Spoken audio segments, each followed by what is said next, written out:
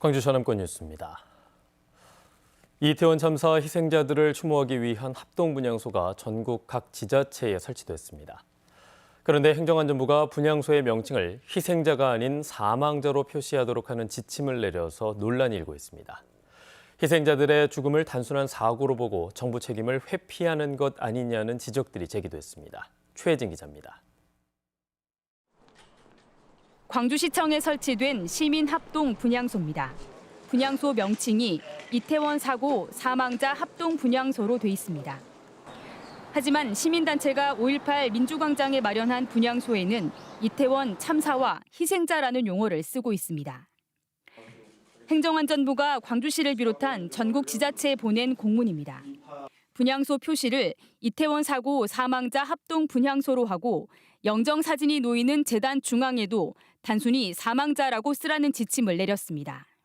저희는 그런 상황이 객관적으로 확인되고 명확해지지 않은 상황에서는 사망자, 사상자 이렇게 이제 사용하고 있다는 점을 말씀을 드리겠습니다. 이런 정부 지침을 놓고 논란이 이어졌습니다. 희생자라는 표현이 어떤 나라에서 제재나 어떤 완벽한 가이드라인이 안 만들어져서 생기는 부분이 아닌가 싶어서 저는 사망자라는 표현은 그렇게 맞는 표현은 아니라고 생각을 해요. 표현 문제를 떠나 희생이라는 단어가 내포한 정부의 책임을 회피하려는 것 아니냐는 비판도 나옵니다. 이번 참사에 국가의 책임이 없다는 식으로 명피하려는 의도로밖에 보이지 않고요.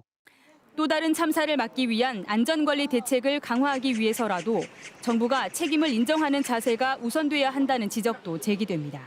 실제로 정부가 책임을 다하는 자세로 이 참사를 대하기 위해서는 시민들 스스로가 희생자라고 하는 표현을 받아들이고 있는 만큼 불필요한 논란을 정부 스스로가 만들고 있다고 봐서 적절하지 않다고 생각합니다. 민주노총 광주본부도 성명을 통해 희생자의 죽음을 단순 사고로 보이게 하려는 의도가 의심된다며 광주가 인권 도시인 만큼 제대로 된 분향소를 마련해야 한다고 강조했습니다. 광주 시내에는 정부 입장과 달리 이태원 참사 희생자를 추모한다는 내용의 현수막이 곳곳에 내걸리고 있습니다. KBS 뉴스 최진입니다.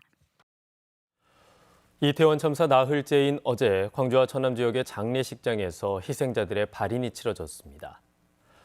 광주의 한 장례식장에서는 친구와 함께 변을 당한 20대 여성 희생자 2명의 발인이 진행됐고 장성에서는 19살 여성 희생자의 발인이 진행됐으며 다른 희생자들의 발인도 오늘 오후까지 개별적으로 치러질 예정입니다. 한편 이번 참사로 숨진 광주와 전남 지역 연고 희생자는 9명으로 잠정 집계됐습니다. 한편 광주시와 자치구 등이 이태원 참사와 관련한 심리 상담을 지원합니다. 광주시 심리지원단은 24시간 위기상담 전화 1577-0199번을 통해서 목격자들에 대한 심리 상담을 진행하고 합동분향소 인근에 마음 안심버스도 운영할 계획입니다. 이번 참사로 가족을 잃은 유가족들에 대한 심리 상담과 치유는 호남권역 국가트라우마센터가 담당할 예정입니다. 이태원 참사를 두고 주최 측이 없어서 사고를 예방하기도 어려웠고 책임 소재를 따지기도 쉽지 않았다는 얘기까지 나오고 있습니다. 그런데 직접 취재를 해보니 주최자가 있는 행사의 안전관리 계획 마련도 눈 가리고 아웅하는 시기였습니다. 손준수 기자가 지역 축제들의 안전관리 계획을 점검해봤습니다. 1시간에 1,000명 이상 모이는 행사를 열려면 자치단체의 안전관리 계획을 내야 합니다. 지역 축제의 경우 사실상 의무 사항이나 다름없습니다. 주최 측이 안전관리 계획을 수립해 지자체와 경찰, 소방 등의 검토와 심의를 받도록 돼 있습니다. 행안부 매뉴얼상 대면 심의가 원칙입니다.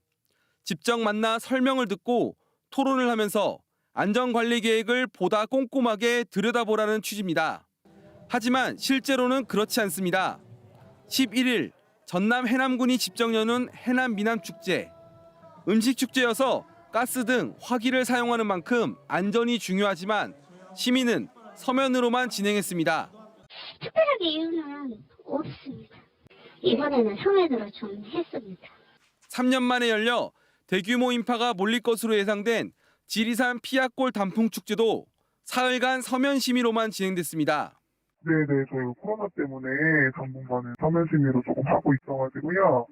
영암 월출산 국가축제, 보성 꼬막축제, 장성 백양 단풍축제 등 대부분의 지역 축제가 마찬가지입니다.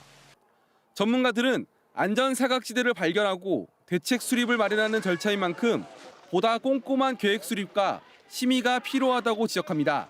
자문 수준의 적합, 부적합 이렇게 해서 간단하게 할 얘기가 아니라 무슨 자문 수준으로 아니라 정말 항구적인 대책을 수립해야 되거든요. 그렇기 때문에 앞으로 이러한 심의도 보다 전문적으로 행정안전부는 지역 축제장 안전 매뉴얼에 대면 심의를 의무화하는 방안을 검토하겠다고 밝혔습니다.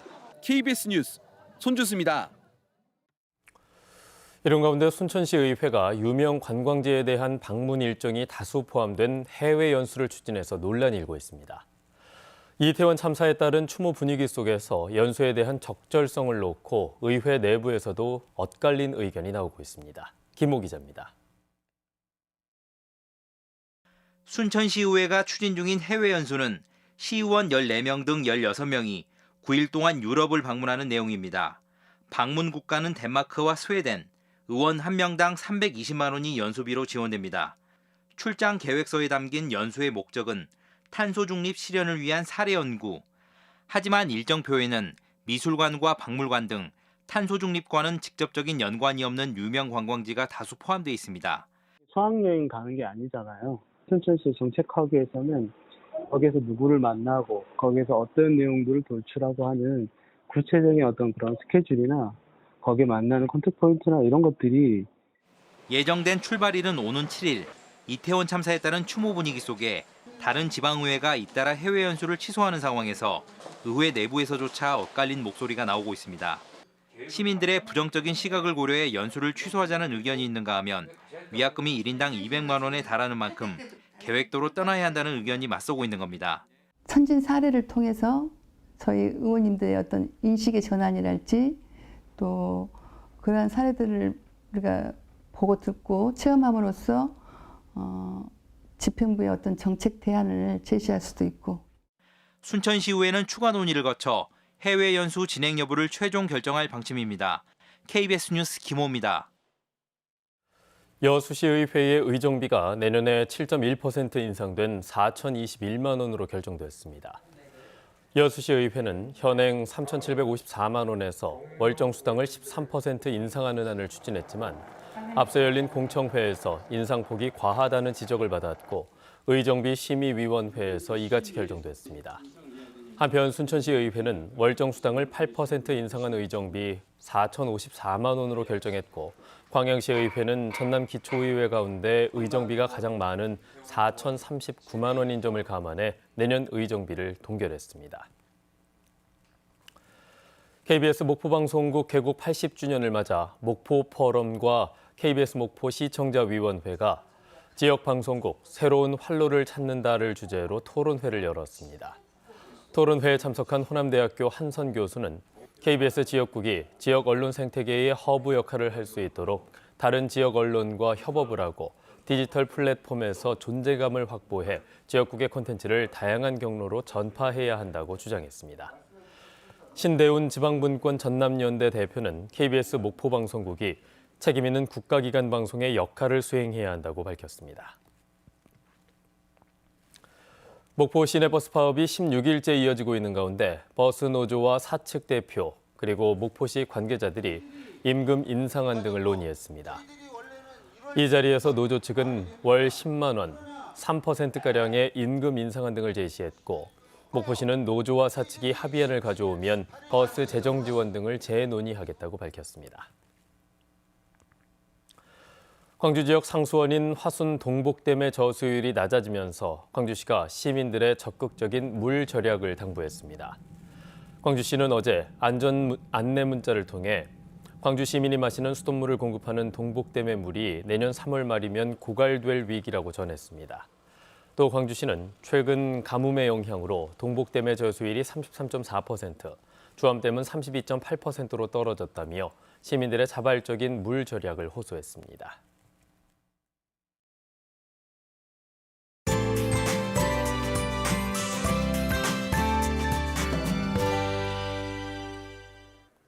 오늘 아침 시야가 많이 답답합니다. 곳곳에 안개가 짙게 끼어 있는데요. 광주와 나주, 순천 등을 중심으로는 가시거리가 100m 안팎으로 짧아져 있습니다. 무안공항과 광주공항은 저시정특보도 내려져 있는 만큼 항공기 이용하시는 분들은 운항 정보 미리 확인하셔야겠습니다. 안개도 문제지만 오늘 공기까지 탁합니다. 현재 광주 지역 곳곳으로는 초미세먼지 농도 나쁨 단계에 가리키고 있는데요. 오후부터는 대기 확산이 원활해지면서 농도가 낮아지겠지만 그래도 곳곳에 연무나 방무가 남아 부역해 보일 수 있겠습니다. 오늘도 쌀쌀함은 덜합니다. 아침 기온 광주가 9도 안팎으로 어제와 비슷하게 시작하고 있습니다. 한낮 기온도 22도까지 올라 온화하겠습니다. 내일은 아침 기온이 조금 더 내려가면서 쌀쌀해지겠고요. 금요일 낮부터는 찬바람이 불겠습니다. 다음은 자세한 지역별 날씨입니다. 아침 기온 광주는 9도로 어제와 비슷하게 시작하고 있지만 담양이 3도로 어제보다 3도가량 낮아 쌀쌀합니다. 낮 기온은 여수 21도, 순천 23도로 포근하겠습니다. 목포의 한낮 기온 18도, 영암 21도, 강진과 장흥 22도로 평년 기온을 1에서 4도가량 웃돌겠고요. 신안을 비롯한 도서 지역은 16도에서 18도가 예상됩니다. 바다의 물결은 전해상에서 비교적 잔잔하겠습니다.